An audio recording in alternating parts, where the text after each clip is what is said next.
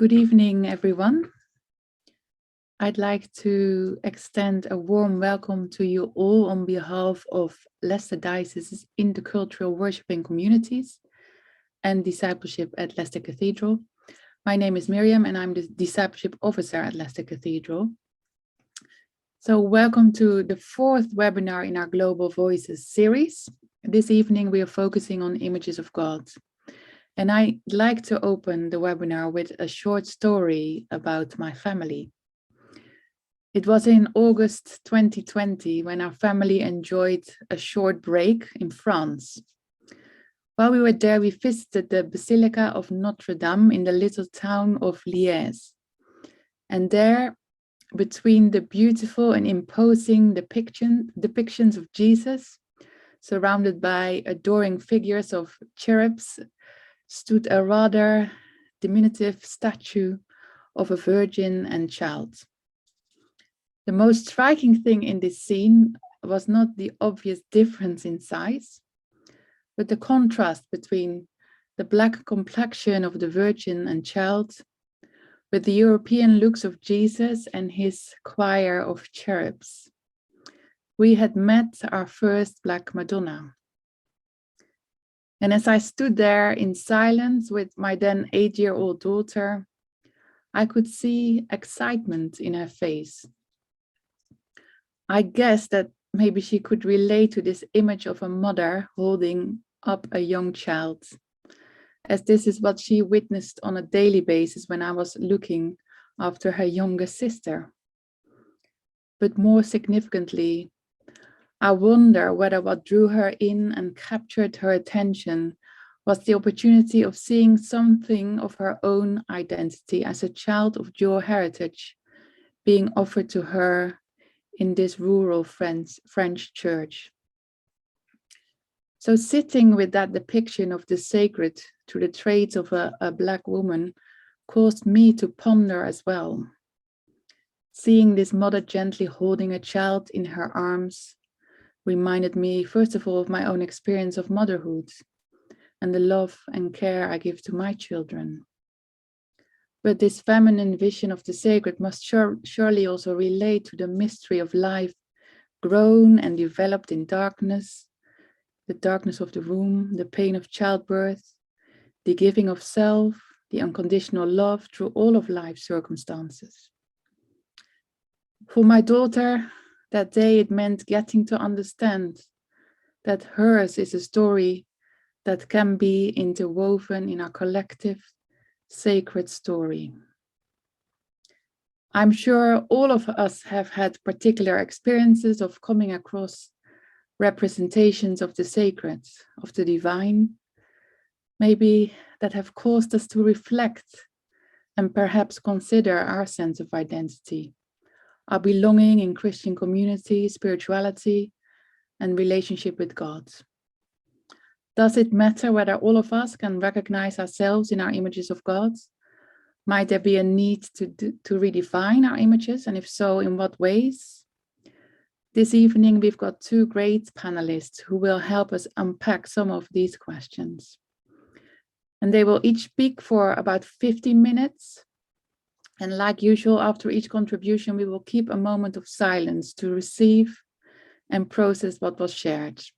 We hope that this will stimulate your thoughts and reflections, and we would be keen for you to share these with us through the chat if you can. And then if you have a particular related question for any of the panelists, could you please post these through the Q&A function? Also, if a particular question has been asked that resonates with you, you can then upvote the question to help us in selecting which questions are most relevant to you. After the final reflection, we will move into a time of conversation between the panelists before then opening up the questions and response. We are hoping to finish the webinar at 9 p.m. You can engage on Twitter using the hashtag Global Voices. And also, just to remind you that the webinar is recorded for later publication on YouTube.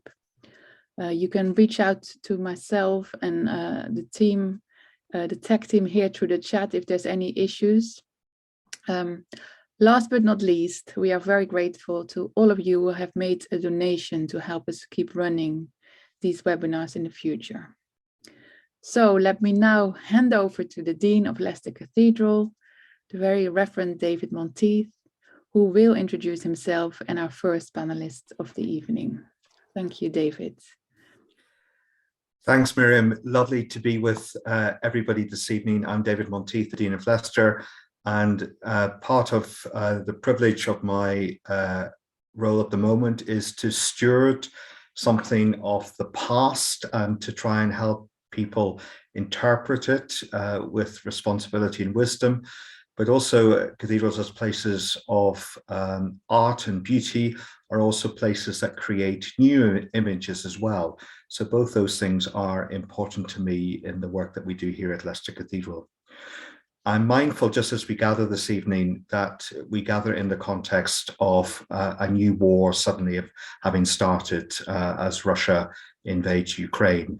And so we carry all of that with us this evening, those stark images, and recognize once more just the power of the image on all of our lives. And those people and places will be in our background tonight.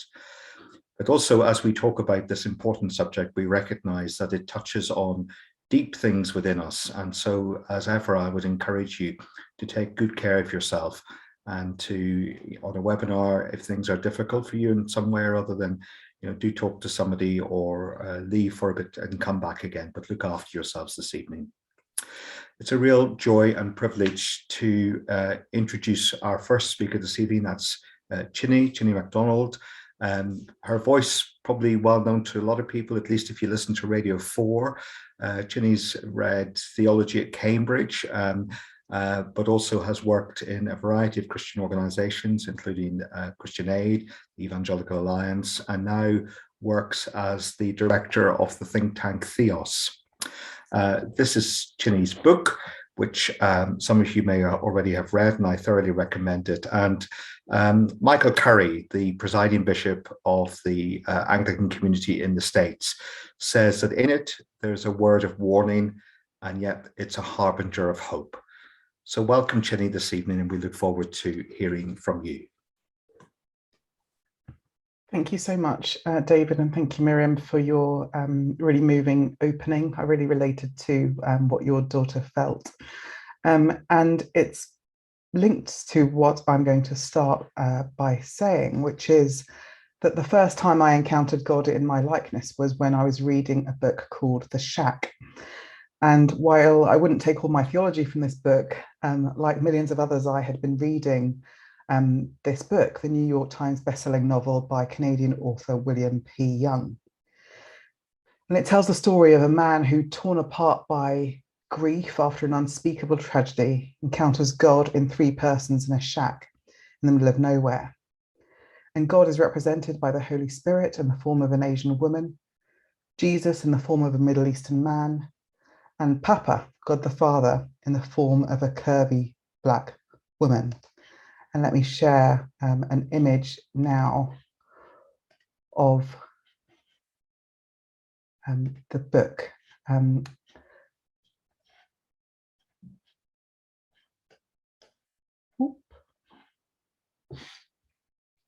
So you'll see Octavia Spencer there, who plays God the Father, Papa, in the film. So I had been reading this book, and those who had read the book were careful not to give spoilers. So when I encountered Papa in the pages of the book, I was left open-mouthed because I'd never imagined God to be portrayed in this way. And I remember when I got to those pages, I called my mum, who had read the book before me. And we were on the phone, we were excited, and we were overwhelmed, yet there were also moments of being speechless, of silence, because God looked just like us. And when Octavia Spencer played God the Father in the film, she'd also played, ironically, a maid, Minnie Jackson, in the civil rights film The Help. It was amazing to see her going from the help to the Almighty. And seeing her on screen brought it home to me even more, because here she was, a beautiful, curvy black woman playing God. And it's hard to describe what this meant to us. It's not that I think God is a black woman. It wasn't something we'd ever called for or even consciously thought about. But there was something truly liberating in seeing, even for that short period, a God in whom we could really see ourselves. In those brief moments of revelation, I realized that it did matter to me what God looked like. It was more than just about preference and political correctness, but something that ran deep through the Christian story of incarnation and the Imago Dei. While I could kind of conceive of God as not being white after seeing this depiction, it had never occurred to me, really, that Jesus wasn't white. And by the time I woke up to this fact, it was far too late to reconfigure this image that I had of Jesus in my mind. And if I'm being honest, despite the books, despite the book that I've written, despite the talks that I've done, when I picture Jesus, I think of a piercing blue-eyed man with a brown beard and sandy neck-length hair. He looks a little bit like Robert Powell did in the 1977 Jesus of Nazareth film. He doesn't look ordinary, but he definitely looks white. So that means that at times when I've pictured Christ on a cross, when I've cried out to him in my darkest moments, when I've prayed to him for those things that I've desired most, when I've sung praise to him in worship, I've pictured a man who never existed. The Jesus I have clung to most of my life is a falsehood, a symbol created by the effect of white supremacist fiction. God is not a white man. And this revelation is painful and brings with it a realization that white supremacy has found its way into the most sacred place. Although it's painful, the realization that Jesus was not white has also brought with it a profound sense of liberation, freeing my mind from this idea of whiteness as synonymous with the divine. Most who have read the Bible or know any part of its history, whether they believe in Jesus or not, know that the incarnate God in human form would have looked like a man from what we have come to call the Middle East, born in Bethlehem. And as I'm sure many of you have, I've been fortunate enough to visit that wonderful holy place and meet its people, each a different shade of brown. But the Jesus that I picture, even to this day, looks nothing like them.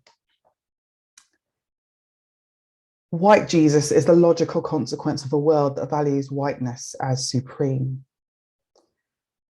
The most famous artworks picturing Jesus, from Salvador Dali's Christ of St. John of the Cross, to Holman Hunt's The Light of the World, to Leonardo da Vinci's Salvator Mundi, depict him as white with long hair and a beard. And this image is still the only one I have of Jesus, a consequence of having seen thousands of images of Christ represented in this way throughout my life. And unseeing and reimagining white Christ in the minds of believers is almost impossible, because in a world where whiteness is power, then of course an omnipotent, all-knowing God must be white, because God could be nothing else. I think that the image head of Christ might have something to do with this. So I'll just share this image just for a few moments with us. Hopefully you can. Let's see what's. This is the image head of Christ by Warner Salmon that was created in 1940.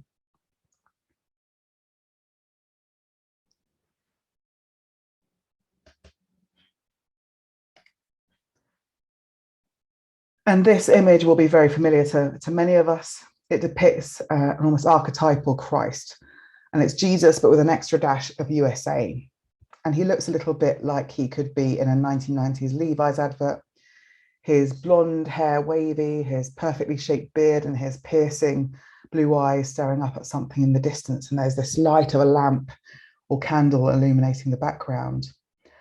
And this image has been described as the best known American artwork of the 20th century. And it's been reproduced more than 1 billion times worldwide. Salmon's head of Christ is, of course, not the only depiction of Jesus resembling a white European. In fact, this is the form that's become most recognizable to people across the globe, not just in white majority Western contexts, for centuries. And this archetypal depiction of Jesus that we see today is thought to have originated in the 4th century, during the Byzantine era, when the image of an enthroned emperor with long hair and beard came to be the predominant way of representing Jesus. And much later on, this evolved into the types of representations of Jesus we see today. But why does it matter? It can be easy for people to fall into the trap of thinking that white Jesus makes sense in a white majority context. But the problem is that images like the head of Christ are pervasive all throughout the world. The image can be found in Christian homes in places like Nigeria, where I'm from, or India or China, for example. White Jesus is the consequence of a number of Western historical, theological, and sociological prejudices that were so fundamental to the notion of white superiority that Christ could not have been anything but white. And one of the main factors, argues theologian Sean Kelly, author of a book called Racializing Jesus, is that 18th century German theologians argued among themselves about the ideas that on one hand, Christ was ordinary, and on the other hand, he was completely otherworldly. So placed within this historical context of 1st century Palestine, Jesus could be seen as an essentially Jewish figure whose teachings were in line with those of other Jewish sages of the time. But those who wanted to downplay the ordinariness of Jesus and elevate his unique divinity subsequently became more anti-Judaism in their descriptions and their depictions of Jesus. And some theologians sought then to offer various solutions that stood Jesus apart from his Palestinianness and his Jewishness. And this led to the idea that instead Jesus was in fact racially Aryan, so set apart from his Jewishness, his brownness, and his so-called ordinariness. So white Jesus became a way of emphasizing Christ's divinity as distinct from the brownness of his historical context. So images of Jesus became less and less Jewish and more white as Christianity spread from the Middle East to Europe. And it wasn't until I watched a documentary on the BBC when I was a teenager that I properly took notice of the fact that the representations of Christ so ingrained in my mind didn't reflect the historical reality of his probable appearance. In the programme, anthropologist Richard Neve used a skull found in the region of Galilee to create a model of what Jesus might have looked like. And what they came up with was not beautiful by the Western standards that we have been conned into thinking are objectively so. But since nowhere in scripture does it suggest that Jesus looked physically different from those around him, we can assume that he looked similar to the average Galilean man of his day, and Neve's reconstruction in the BBC documentary. But unseeing and reimagining white Christ in the minds of believers is almost impossible. In a world where whiteness is power, then of course, God had to be white. And there's just another dimension that I want to bring in, which is, I guess, some of the theologies around white evangelicalism in particular. Robert P. Jones writes in a book called White Too Long that the emphasis on a personal relationship with Jesus that is front and center in white evangelicalism only served to cement the depiction of Christ as white. While one of the main tenets of Protestant Christianity is this idea that we don't require a church, a priest as a mediator in order for us to have a relationship with God, modern Western evangelicalism can at times give the impression that this relationship with Jesus is like one we might have with a brother or even a boyfriend. As Jones puts it, whites simply couldn't conceive of owing their salvation to a representative of what they considered an inferior race. And a non-white Jesus would render impossible the intimate relationalism necessary for the evangelical paradigm to function. No proper white Christian would let a brown man come into their hearts or submit themselves to be a disciple of a swarthy Semite. So where do we go from here? What does this mean for us in our churches, and in our depictions of Jesus. What can we do practically? I think one obvious thing we can do is diversify the images of God and Christ we see in our churches. I want to share with you, just for a few moments at the end, an image called A Last Supper by Lorna May Wadsworth, in which it depicts a Black Christ. And images like this and many other similar types of images can help expand our view of God rather than limit our view of God by putting God in a narrowly defined box. Are diversifying our images enough? Clearly not. But I think we need to look at the people who are in our churches, look at who is leading and serving and contributing, and look at them to demonstrate the wonderful diversity of the kingdom of God, expanding our view not just of images, but of who God is, bigger and greater and more welcoming and more expansive than we could ever imagine. I'll end with sharing the image by Lorna May Wadsworth. Hopefully you'll be able to see it.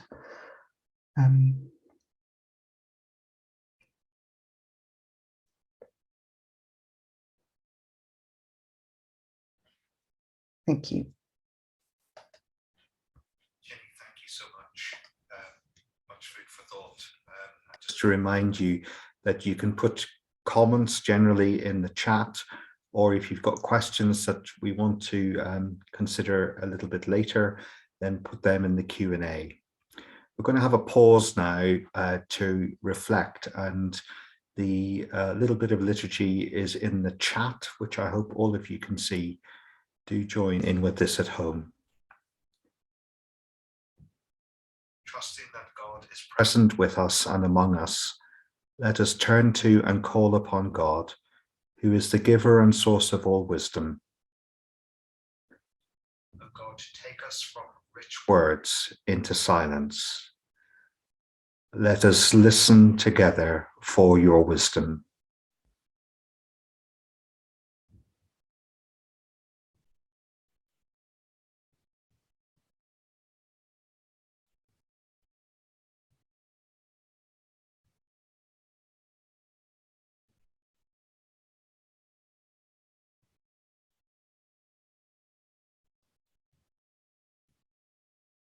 O God, take us from silence back into words. Let us listen together for your wisdom.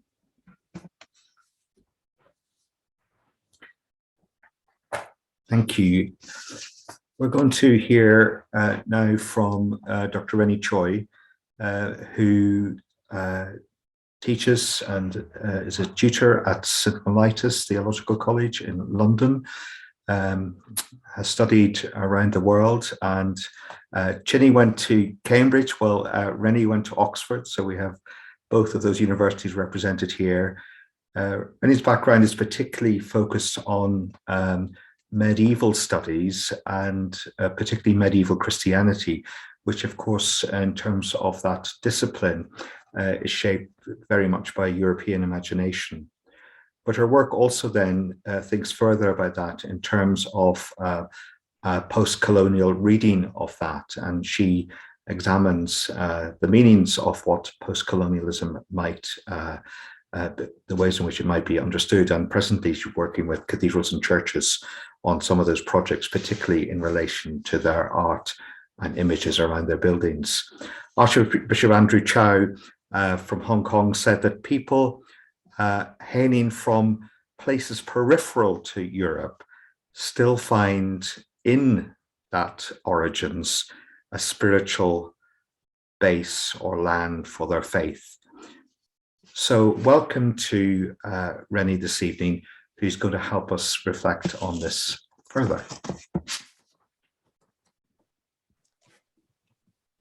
Thank you very much, David, for that wonderful introduction. And I'm very grateful for this chance to discuss an important question with you all. How do we respond to the church's inheritances that are tied to culture? That's really what this webinar tonight is about, isn't it? We can never capture the essence of God in our images of God. And so to bluntly answer the question posed by this webinar, from a strictly theological point of view, our images of God don't matter in any essential sort of way, because how we imagine God is always going to be an interweaving of our personal, confessional, ethnic, and cultural identities. We can't pick these apart and say that we can produce images of God that are immune from cultural influences.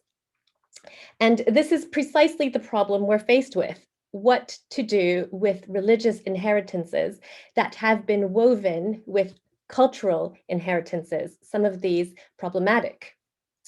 So I'll begin with observing that when many of us look at an image of God as a white man, something strange happens. Chine has used the example of Holman Hunt's Light of the World, so I'll talk about this painting too, specifically the version at St. Paul's Cathedral. I hope you can see that. Is that okay? If it's not, please just unmute and let me know. Jesus here is a fair-skinned man with long blonde hair. And when we look at this painting, we recognize it instantaneously as a Christian subject. The title of the painting tells us Jesus is the light of the world. The Bible verse at the bottom explains Jesus is knocking at the door, waiting for us to invite him in. It's an image that inspires a response of faith, of devotion. The painting leads us to prayer. And this is why St. Paul's Cathedral put this painting up as an altarpiece in a chapel, although currently it's been covered up due to refurbishment. And then abruptly, without warning, we notice the racial dimension. Jesus is blonde and white, and I am yellow with black hair. It's an intrusive, unwelcome moment. And it's not just race. It might be that we suddenly notice the depiction of masculinity or physical ability, or the assumptions about beauty. In that split second, an image of God goes from being a devotional opportunity, something to help us pray, to being a problem, something that is alienating or makes us feel overlooked and uncomfortable. What has happened to make me start from a point of engagement, of prayer and faith, to disengagement, walking away and saying, this art is for certain people only? There is a historic explanation for our devotional instinct, why at first an image of Jesus as a white man can inspire our faith. This very painting was taken on a tour through the British Empire between 1905 and 1907 to show viewers around the empire about the glories of English art and religion. Crowds flocked to see it. The work inspired many copies throughout the British Empire and was soon used by missionary organizations even outside of the British Empire. One of these was the Sunday School Union, which produced this evangelistic poster in China as a call to conversion using Holman Hunt's Light of the World. The imperial and global export of this image has created some dilemmas. For me, as someone born in British-ruled Hong Kong, whose parents were Christianized under the influence of British missionaries, I can't deny that England is a spiritual homeland that explains the roots of my religious identity. Everything from the hymns I know, to the sorts of phrases I use when I pray, to the theological literature I read. And this means it's very difficult for me to see God through an East Asian aesthetic, because Christianity has come down to me through the West, owing to colonialism and globalization. And this is why decolonizing or diversifying our images of God, though vitally important and crucial, doesn't solve all of our problems.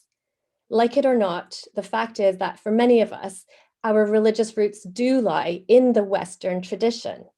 And to reject images of white Jesus means we'd have to reject most of what's in the National Gallery and the whole genre of gift books, which draw from the canon of Western art to inspire reflection and prayer. And to bring in newer, more diverse images of God is important, but it doesn't address the fundamental problem of what to do with our older images of God, which we have inherited historically. And this is why I think that now, more than ever, in contemporary battles about colonial legacies, it's crucial for us to engage with the church's cultural output, not to disengage. The problem is that the cultural output of Christianity is often associated with a privileged, established demographic. And calling pieces like Hunt's painting an English treasure, equating it with ethnicity and nationalism, is precisely the sort of thing which leads diasporic communities to say, well, this has nothing to do with us. And this applies more widely to all people who have felt that the high culture of the church isn't for them, because of barriers having to do not only with race and ethnicity, but also with class or sexuality, gender, ability. It's much easier for us to ignore the church's cultural history and not engage. But this would be to surrender the church's history to the elite. Are marginalized people only good for diversity programs, for new initiatives, for producing new art of Black or Asian Jesus? Are canonical works like Holman Hunt's painting to remain high culture, reserved for the elite only?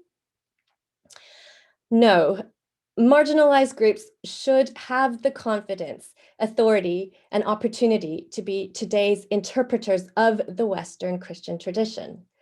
The things we've inherited, like paintings of white Jesus, must be reinterpreted through the eyes of the marginalized to ensure global experiences change the way the image is seen and who is imagined viewing it and who gets to interpret its meaning and importance. What does it mean to reinterpret our images of white Jesus, which are so abundant and so celebrated, so monumental, so established in our religious inheritance? It means inserting our own histories into a master narrative that's long been dominated by the established class, to assert that the story of Western Christianity is our story too, to expand our collective memory of these pieces, to change official interpretations about what these paintings mean.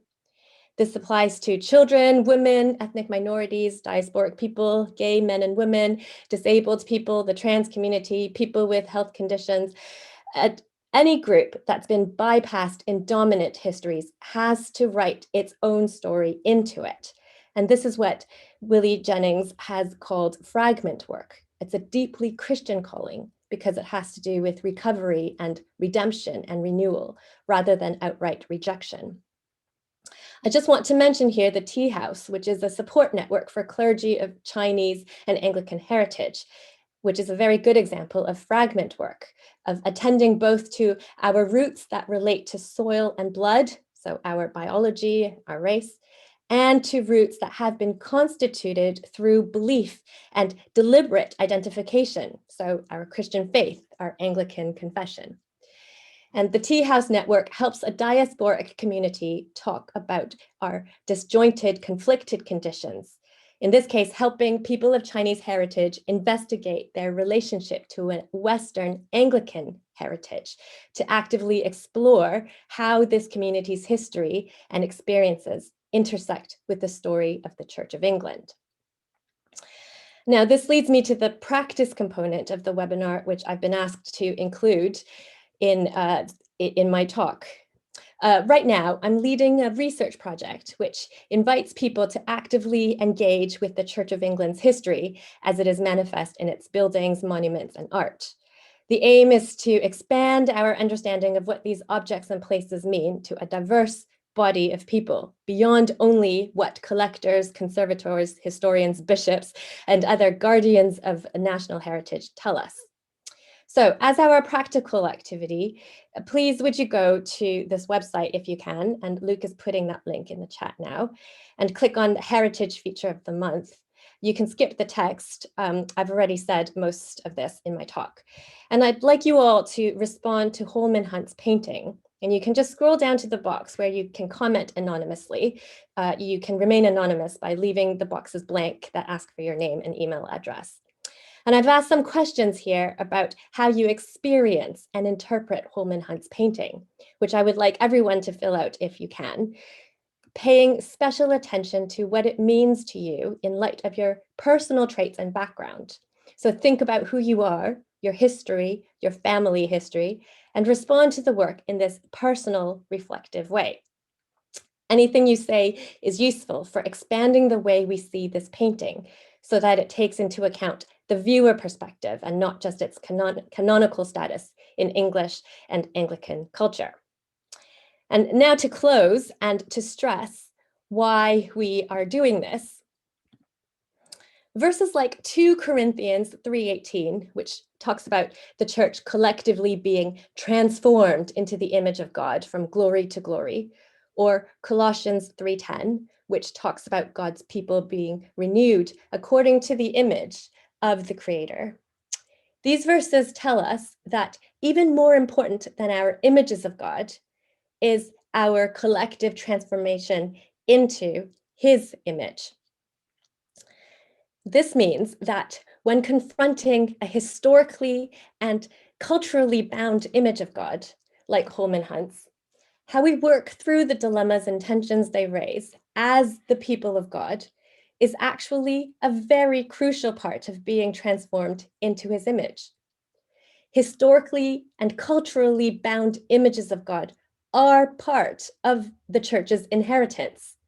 And by working through these inheritances together with all their problems and dilemmas, we see each other better and expand our view of the image of God through expanding our view of one another. So I'll end here and leave it to the Dean to decide how much time, or whether there is any time, to give you to respond. Thanks, Renie. Very much indeed. As we did before, we'll just have a little pause again to reflect on what Renie has said, and we'll use the little liturgy to do it, which you'll find in the chat still. Trusting that God is present with us and among us, let us turn to and call upon God, who is the giver and source of all wisdom. O God, take us from rich words into silence. Let us listen together for your wisdom.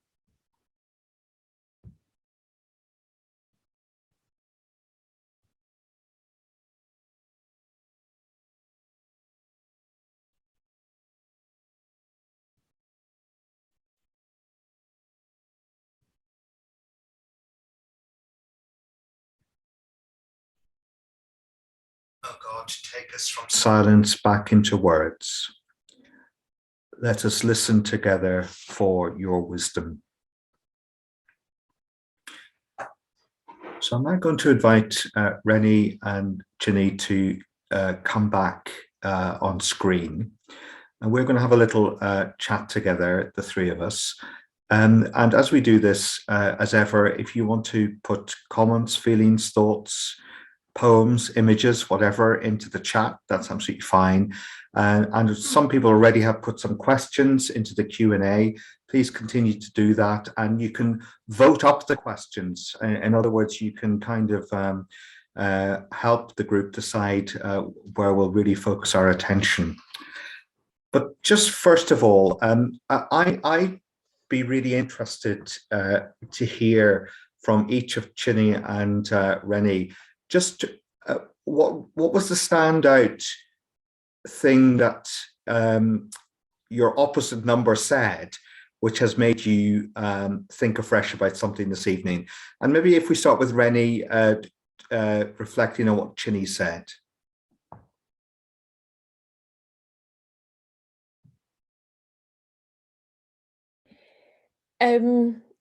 Well, instinctively, I would say, because this is the phrase I typed in at least 2 times, unseeing and reimagining is almost impossible in a world where whiteness is power. And I guess that I very much agree with that, and I think we share that sense of, well, why that, you know, this is therefore the post-colonial predicament, isn't it? That you can't, it's almost impossible to reimagine and unsee the images that have been so entrenched and so established in what I've called canonical, really, in our repertoire of art. So, you know, it's very difficult to think about how to unsee. What does that mean? How to reimagine? And what struck me is that we have different there's different ways of doing that, isn't there? Chine has proposed diversifying images, which I also agree is very essential. And then what I tried to bring into the discussion is, what do you do with the existing images? How do you reimagine even those existing images, and how do you learn to see even those canonical images in entirely new ways, which I think is very experimental, and there isn't a methodology for it that I know of quite yet. Great. And Chine, your reflections on Renie's talk? Yes, I feel like we could go off in lots of different directions, even just from those reflections. But I think what I've taken from Renie's book and thinking about what she said was this idea of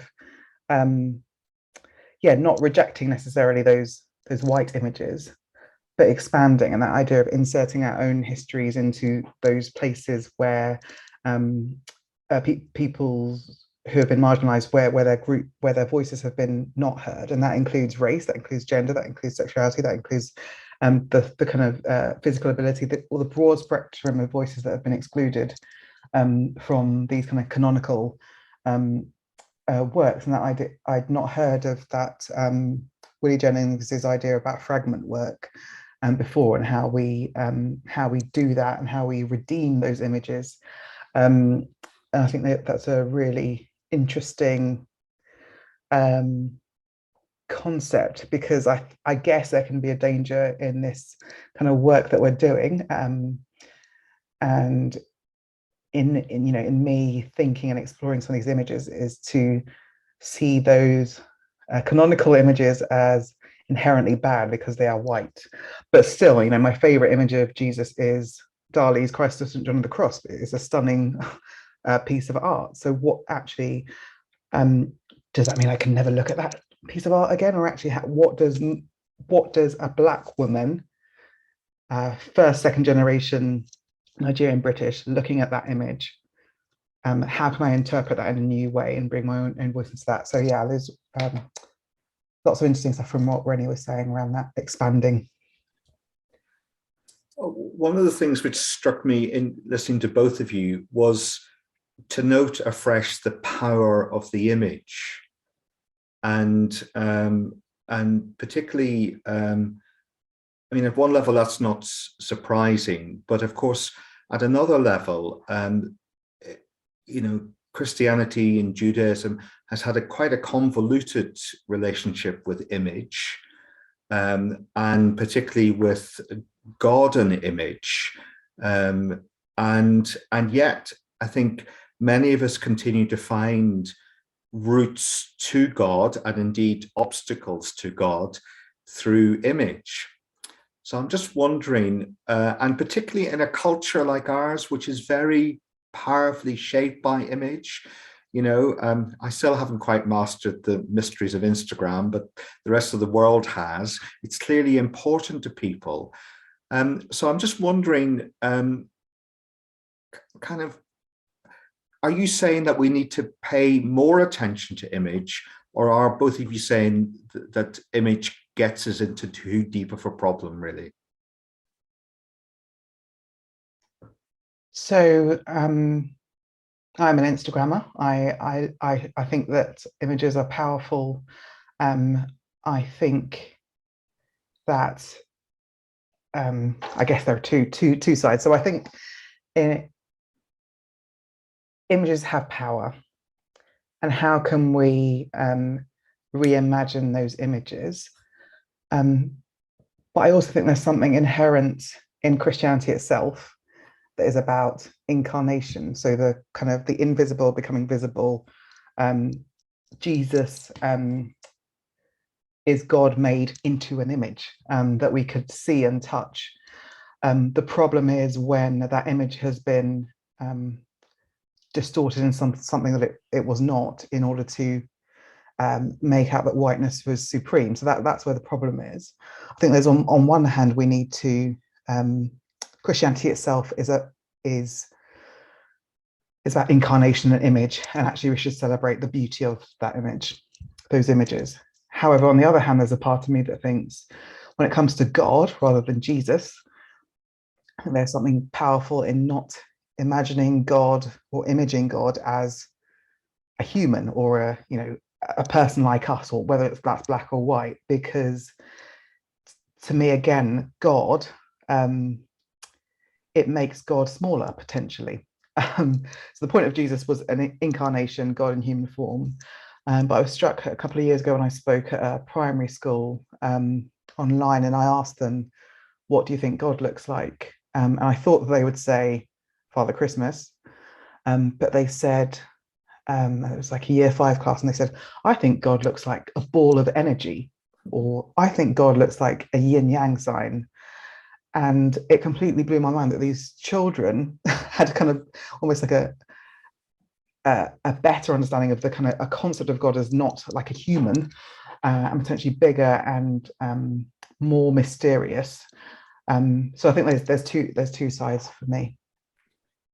So Renie, do you think that is image too much of a problem for us, or should we go with the cultural instinct that image is a brilliant way of communicating?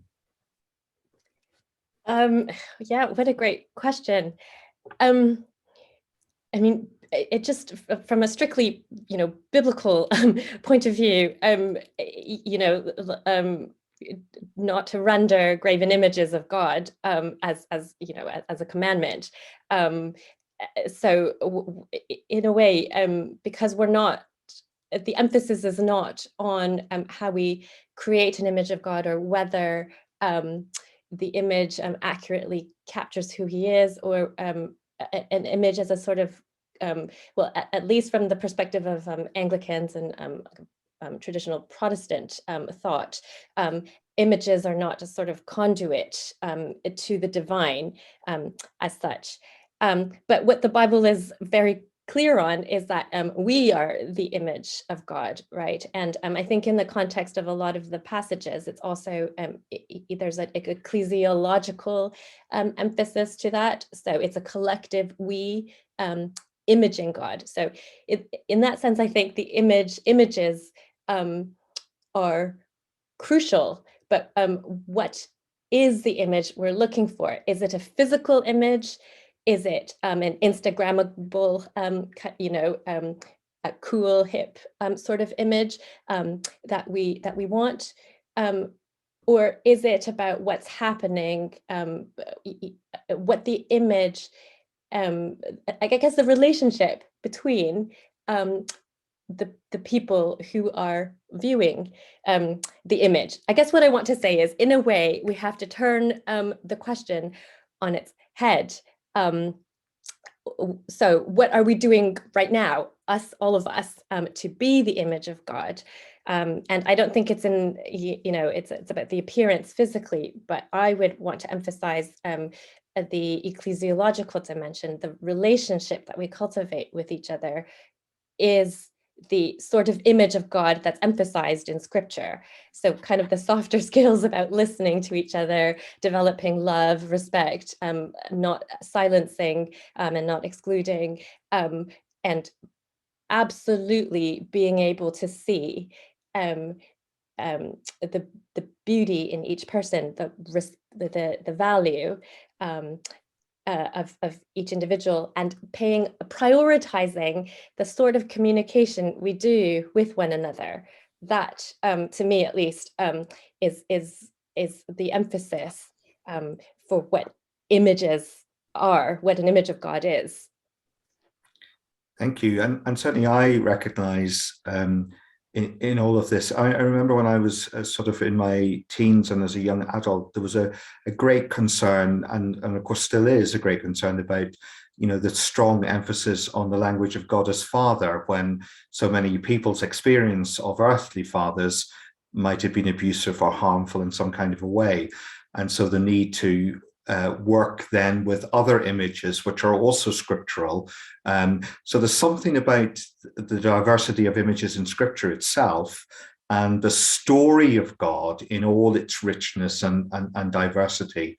And in the same way as I think about like sunflowers, Van Gogh's sunflowers, and you can't really see a sunflower again in reality without, once you've seen Van Gogh's sunflowers, it sits in your head, so that even when you're seeing the one growing in your garden, you're playing this dialogue between the two different sort of images, and asking yourself, which is more beautiful, which is more true, which is more meaningful, which is more painful.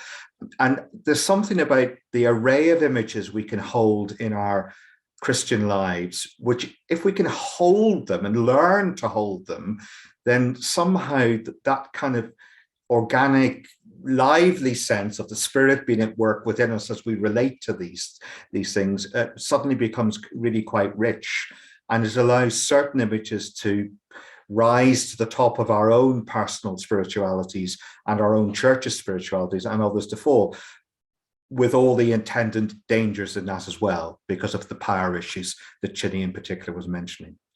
Listen, we three could talk about this all evening, but we better not, because we should allow other people's voices into this through their questions. And there was one question which already really drew my eye as somebody who lives and works in Leicester, which is about the Islamic traditions and its ban on images. Hannah said ban images of the Prophet Muhammad. Well, actually in Islam, of course, all images of a living thing are banned.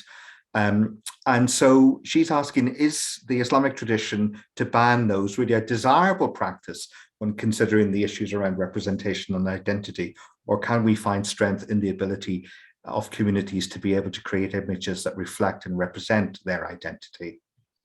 There's a sharp version of this question, isn't there? Renie, what do you think?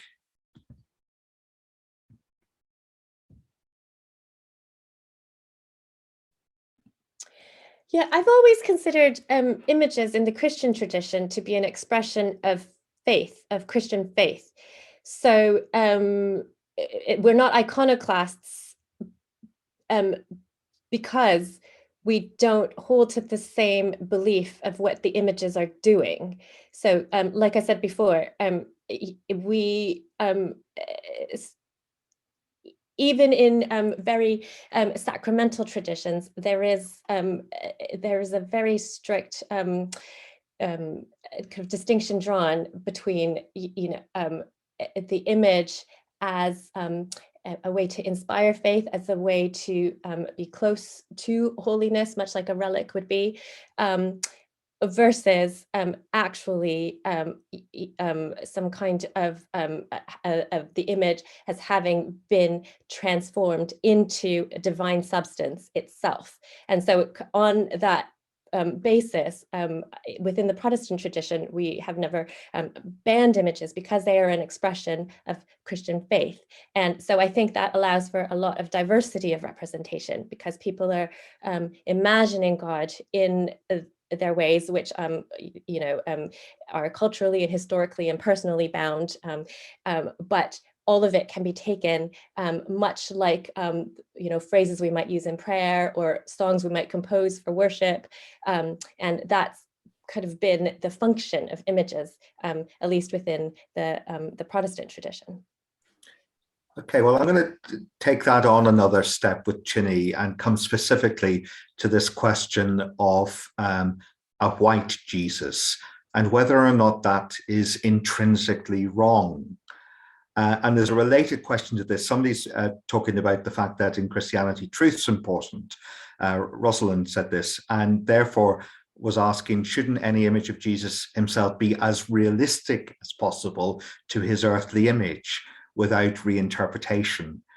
So that those are kind of related things, aren't they? Chine, I wonder if you'd respond. Yeah, just firstly and briefly on Islam's ban, I guess, of images. I've often been asked this question, and I guess it would be something to replicate if it leads to an inclusive and a diverse faith. And I don't think that we see that example as a result of not having images of the Prophet Muhammad. So I think. So I don't think necessarily that is the answer. And as Renie said, it's kind of inherent almost in our Christian faith. It's an expression of our Christian faith. White Jesus. Yes, I think either Jesus should be represented as a Middle Eastern brown Jewish person, and that was who God chose. God could have chosen any race or nation in which to be born into. But yeah, that was the one kind of historically and accurately that was chosen. So either we just have images of Middle Eastern Jesus, or we have a diversity, a full spectrum of images from different cultures that represent and symbolize the incarnation, God becoming like us, and whoever that us is. So whether that's an us in China, or an us in Nigeria, or an us in Syria, or wherever it is. I think the problem is that that's not what's happened. And what's happened is, in those places, in Nigeria, in China, in Syria, the predominant images of Jesus are of someone who is other from those communities. So what does that say about Christianity? It exacerbates this idea that Christianity is from another place, and God is of those people, and we're kind of being invited into a story, but God is not, and we are not part of that story. And often I hear people say, well, obviously we have white Jesus in the UK and in America because we're predominantly white nations, and actually every culture represents Jesus in their own way. And that's just not true. That's because of the pervasiveness of white supremacy globally.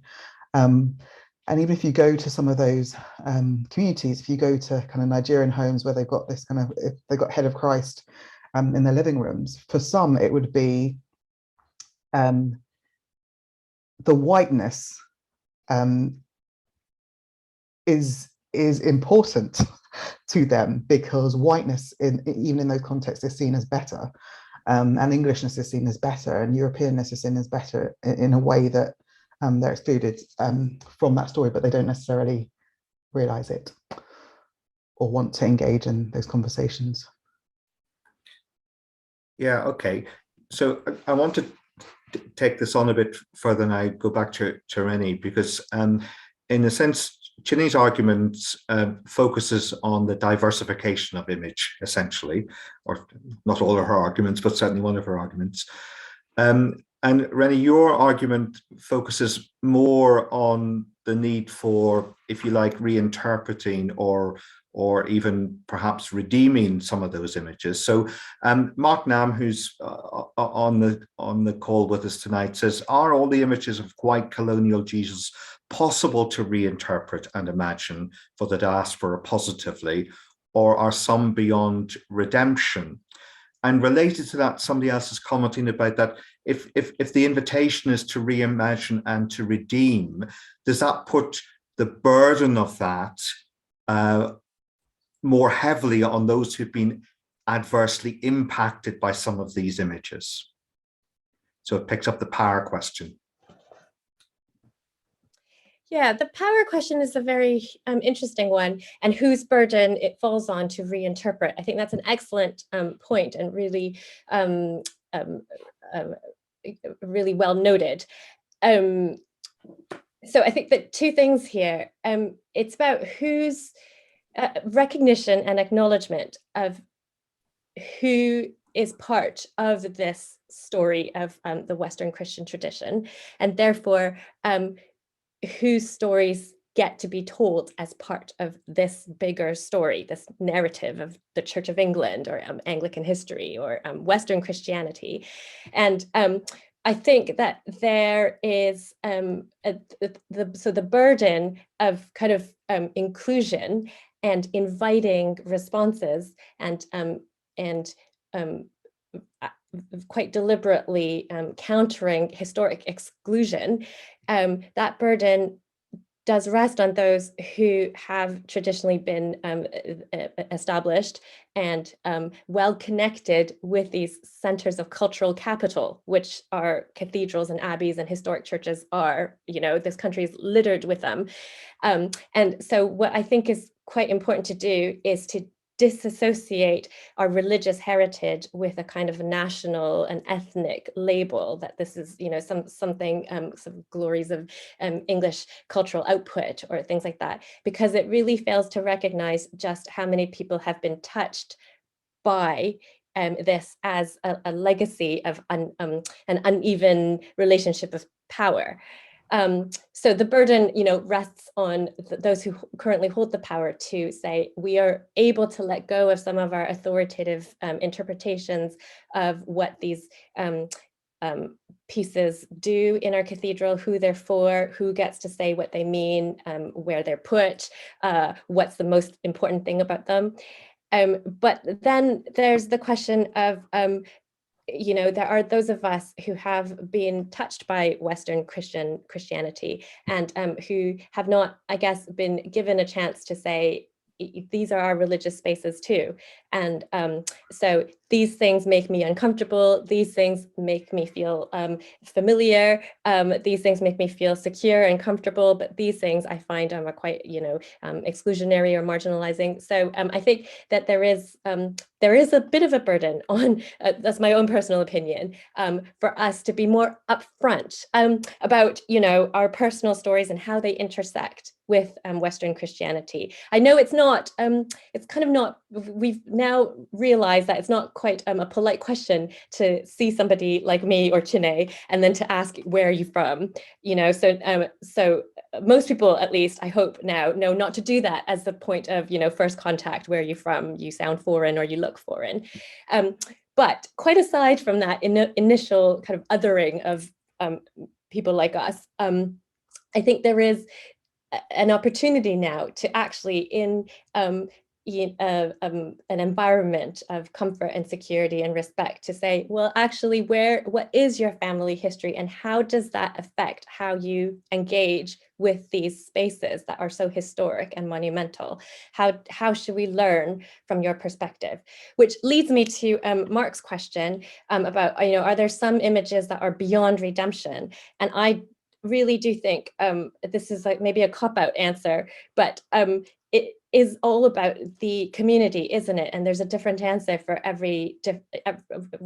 each particular local community who's affected by an image in a different way or offended by an image in a different way. So I'm of the mentality that negotiation together, when done healthily, is actually all part of the recovery process, and the process of restoration and renewal, even if it leads to entirely different answers from one context to another. Jenny, do you agree? Is it very context laden? I mean, I've got in my mind the image of the Colston statue being pulled down in Bristol last year. I've got the image of the Archbishop of Canterbury commenting on the current court case at St. John's, Cambridge, and being told he was a bit naughty doing that because it's a court case still going on. And so, this is real disputed territory, isn't it? And society, the communities that make up society have quite different answers to the question. Yeah, absolutely. The Colston statue was going through my mind as Renie was talking just then, and I wondered actually if the Colston statue was the image, in a way, the tearing down of the Colston images of the tearing down of the Colston statue have replaced the Colston statue. Yeah. So in a way, it's kind of done what Renie's asking us to do, which is to engage and create therefore new images. So for for the people of Bristol, who the protesters, they were engaging and reacting to that artwork, and the response was to pull it down. So that is a legitimate response, or to engage or be angry about it is a legitimate response. So I think, yes, I'd agree with that, and around the context as well being significant.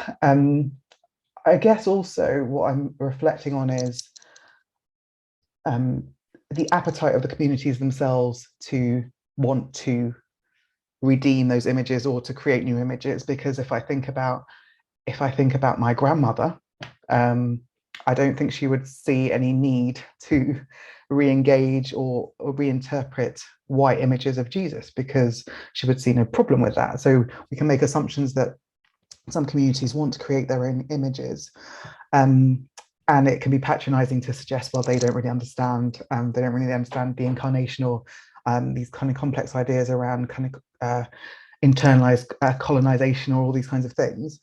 But that those are legitimate responses as well. And for my family, my great-grandfather was an Anglican priest in Nigeria, and he was ordained in 1940.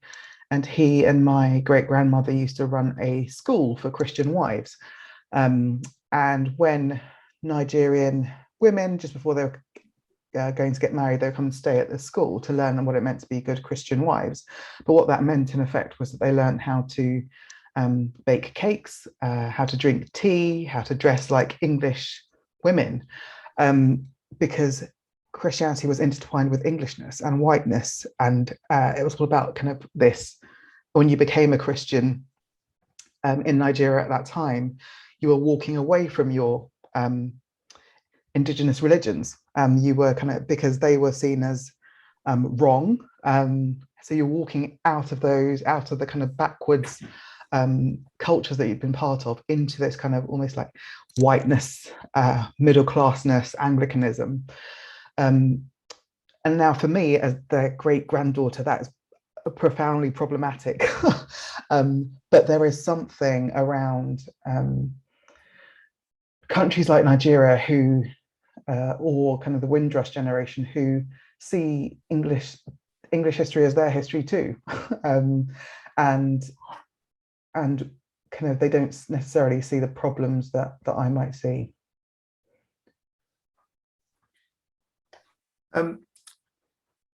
Specifically, I want to take us into the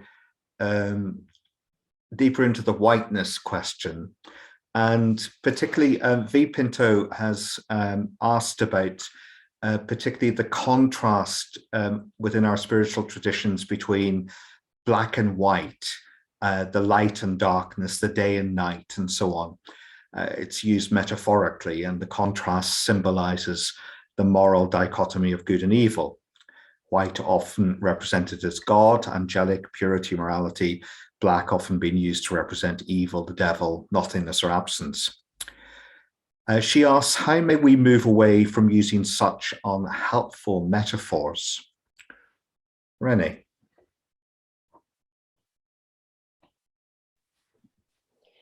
Oh gosh, yeah, I'm There's a biggie. That's a biggie, because we're dealing with entrenched vocabulary, aren't we?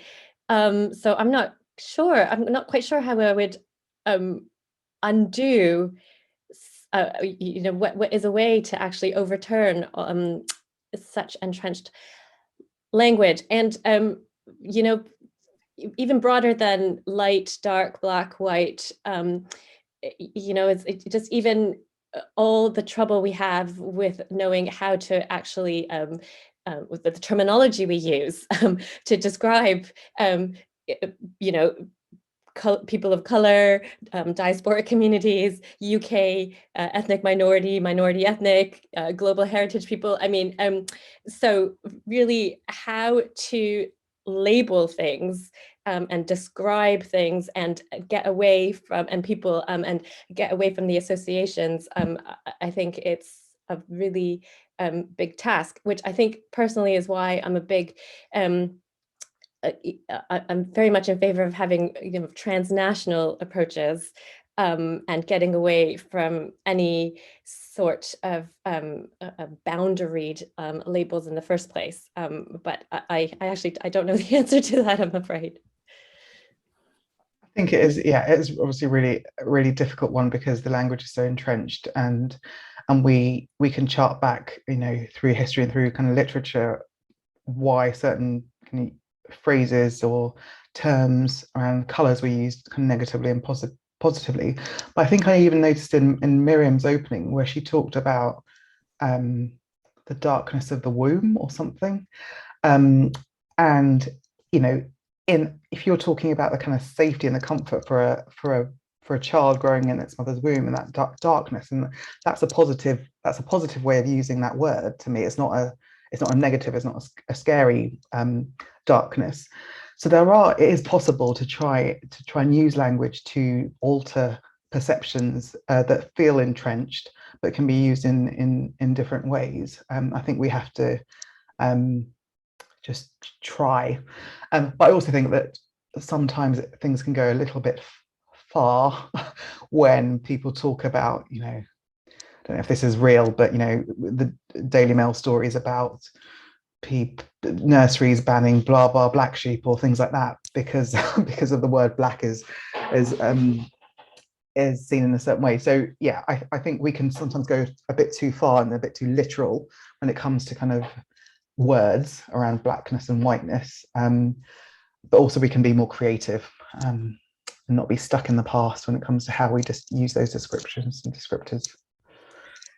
The question made me remember an old friend, John Hull, Professor John Hull, who has died, but he did a lot of work on being a Christian and being a person who became blind in his adult life.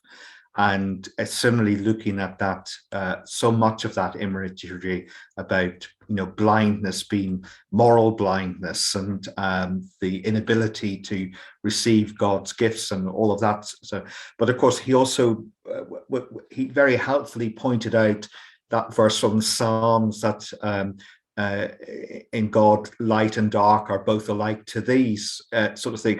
So even some of our human experiences, to mine the scriptures for actually images that address us in new ways, which we haven't maybe been giving such attention. I mean, Chine, you mentioned Miriam's use of the womb imagery, and of course that is there in different parts of scripture and so on, and so maybe there are clues to redemption of some of these things even within the existing Christian tradition, but our hermeneutics have become very clouded by our own much narrower experience, perhaps. And somebody was asking this whole business about how good is it to have God actually imaged as ourselves anyway? Because isn't the point of God that God is completely other than us? And that's a really profound question to ask. But it's a tricky one, isn't it? Because God is also made clear to us in a person who did have a history and a skin color and a face and all the rest of it. So what do you think about that? How helpful is it in the end for us to image God looking like us? Renie?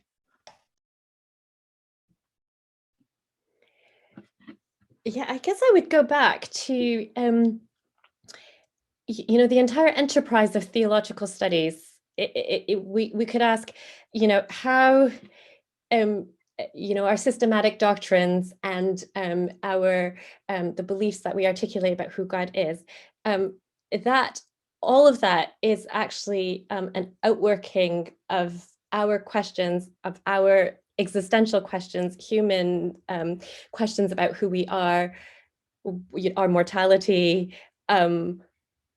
what we strive for, what is good, what is moral, what is truth. what is this that's around us, and what do we aim for in life, and how do we relate to each other? All these kinds of questions that are actually driven from the only language we know, which is our human language and our human experiences. So our language of God will always be conditioned and restricted in a way by our humanity, right? And that's just, that's kind of the number one thing that we acknowledge when we start out with any theological study, that it's a reflective practice at the same time. So I think in the same way, visual images of God work in much the same manner, so that it's an attempt to work out what it is that we believe. And so that means that in visual art and depictions, you might emphasize different things. Some people may emphasize transcendence, some people may emphasize judgment, some artists may emphasize fear, or death, sacrifice, loss, and then others may emphasize victory and triumph and glory and or charity, love, relationship. I mean, these are all ways that we have that this explains the diversity of the images we have of divinity and of the Godhead. And so therefore it is really a kind of a record of how humans have tried to understand and articulate God, and to work out some very fundamental questions, about how humans have been. I mean, I think going from what Chine has said as well, where we are in history now, I think some of our images of God, where we need to push it, and where, what kind of questions do they express about human existence today? We need to think more about these questions about how we've hurt one another, and how we've been damaged by one another. And so, Chagall's white crucifix comes to mind, where this is an attempt to kind of grapple with divinity in a way that acknowledges and admits human error and human wrong. So he, is trying to depict atrocities that have been committed toward Jews as a backdrop to the crucifix. And I think that, working out what human existence means in this space, in this time, in 2022, amidst a war and the conflicts that are happening right now and today that are shocking and horrifying, this is all part of what the theological enterprise is. Chine, any additional comments from you on that? I think I keep, going back to that moment in which I saw, in which I read The Shack, and that moment in which I, for the first time, saw or read about a God that looked like me. Now, I'd heard all my life that I was made in the image of God. I had heard all my life around the incarnation, about God becoming like us, but it wasn't until that moment where I actually felt that in somewhere in my kind of inner being, and there was something profound about that. Now, I realized that I have been able to read a New York Times best-selling book where God looks like me, but I've never seen an image of God in a wheelchair. I've never seen an image of God in lots of different ways that are not kind of me. So it's not just about race. I think being able to see images of God in which you can see yourself in some way, go to the heart of what it is to understand what the Christian faith is about, which for me is around God becoming like us and about incarnation. I know I keep saying it, but I think that is the whole point. It's not just about political correctness, and it's not just about diversity and inclusion. It's about what is this faith that we profess? What is it that we believe? And if we believe that it's okay for white men to be able to predominantly see God as looking like themselves, then that to me means God is smaller and more limited and not as open-armed as the God that we read about in the Bible. Thank you. That fits really well with, I think 3 people have been wondering about the nature of the representation of the sacred, which is also about human embodiment. And so, and you've already touched on this, Chine, what's our views on the need for sacred imagery to intentionally attend to the inclusion of marginalized expressions of human embodiment? So, Chine, you mentioned that in terms of disability.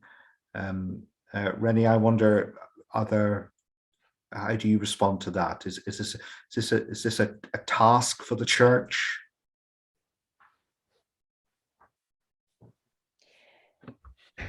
Yeah, so embodiment. Yes, I mean, I think that there's there's a strong push today to ensure that what we put in our churches are represent community and are participatory in nature, so that that they kind of break the link that we have between maleness and ethnicity, whiteness, with what's visible, so who gets heard and what gets seen. And so that is a form of trying to render in material form all the diversity of people as well. So participation as a way to make sure to fully render visible all the people who make up a community. So I think that's my kind of basic answer to this question of embodiment. It comes in different shapes, it comes in different forms, and it's up to the community to express what way of embodying means the most to them, in what shape, in what form, in what sounds, in what kind of what senses mean the most to certain people. Is this about just some church spaces you go into are very gray or white and monotone. Is this about enlivening our our sense of sight with more color? Is that is that a way to embody toward greater embodiment? Is it about sounds? Is it about touch and sensorial experiences? I know some cathedrals have so I think that there's a lot to learn, for example, from education departments and learning departments in kind of heritage spaces that work with children, because children are very physical, tactile beings. And so the tangible and the material and the embodied experience is especially important to children. And so learning officers have wonderful creative ideas about how to engage the senses and, for example, lie down and look at ceiling mosaics at St. Paul's Cathedral is one way to be physical in a space and to be seen. That's all part of kind of embodiment. Chine, I'm just conscious that for many years the church community didn't look to the artistic community very much to kind of we got out of the habit of kind of commissioning new pieces of art and that sort of thing. A bit more has happened recently, but I just wonder, even in thinking about that business of trying to diversify the images and getting more embodied images, isn't there something also about the way power is at work and privilege is at work, even within all that artistic society? It's not just within the church, but there's another community where white privilege is very much known and felt. So it's quite a complex thing, this. Yeah, it is extremely complex. When we come to conversations like this, we think we're just talking about, we need to have more diverse images of God and Jesus. But even if we look back to you could say that the reason why the predominant images that we have of Jesus are of white European is because of the success of Renaissance art, and the fact that actually European artists would paint Jesus as, you know, self-portraits almost. So that's the reason why so many of those images were people who looked Italian, European. They were the people who had the money to be able to be artists. They had access to you know, the right people in society to be able to make their artwork kind of visible and famous. So it's right that actually we're still, this conversation is almost quite middle class in that it is around art and some of those images. So actually we also need to think about class, and I know that Renie talks about this as well, in that actually what are different types of art? What does art mean to people who are not in churches, who don't go to cathedrals, who are just kind of average people in the UK, and how can we engage them? I think I was at a launch last week at St Paul's Cathedral of a new kind of work that they're doing, 50 new images. There was a Nigerian artist who had created this amazing new image that was marking 125 years since the sacking of Benin City. And that is doing exactly what we have been talking about, which is kind of reinterpreting a history through the eyes of someone who is Nigerian, so someone who was on the receiving end of something that kind of was celebrated in the UK. And I found that a profoundly moving event because I was surrounded by Nigerian people like me. Normally, I'm at St Paul's Cathedral a lot. Normally, I don't see a lot of Nigerians there. But it was still kind of middle-class Nigerians or people who engage in artworks and who can get invited to those things. So we need to kind of broaden the conversation and invite new voices, new people in. Thank you. I think I need to be a very good moderator at this moment and do what I'm supposed to do, which is hand back to Miriam, who's going to help draw our evening to a close because it's very nearly 9 o'clock. Miriam. Thank you, David, and thank you so much, Chine and Renie. It's been great listening to the conversation and also the engagement of the audience in the chat and the Q&A. Thank you so much. Thank you for joining us this evening. I really hope, we hope it was a helpful space for you and has inspired you to explore new perspectives and voices as you expand your knowledge and experience of who God is. I'd like to actually finish with a quote by Cole Arthur Riley, who's also known as the Black liturgist. She just published a book, it came out today, it's called This Here Flesh. And she writes, some theologies say it is not an individual, but a collective people who bear the image of God.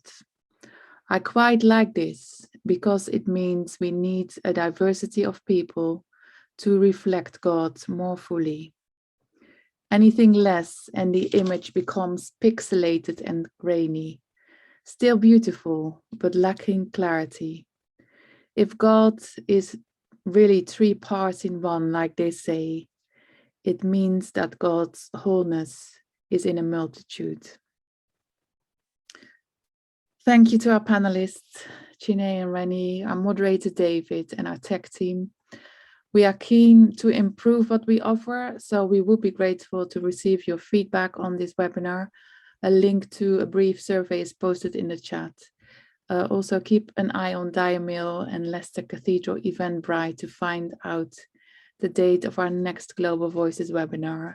It will most likely be in October, the 12th of October, but this will be confirmed. Thank you, everyone, and see you very soon. Just before everybody goes, can I just say a huge thank you to Miriam, because although we'll probably, I would imagine we might well see Miriam on another one of these things as a participant. She moves on from our life here at Leicester Cathedral at the end of March, and also her work within the Diocese of Leicester, moves down to London, where she'll be up to all this kind of stuff down there as well, we hope very much. But all of these conversations wouldn't have happened without Miriam's imagination, theological wisdom, and great planning and organization. So I want to say on behalf of us all, a huge thank you to Miriam for having got all of these up and running and established something really important that we very much want to keep going and take on into the future. Thank you very much, Miriam. Thank you, David.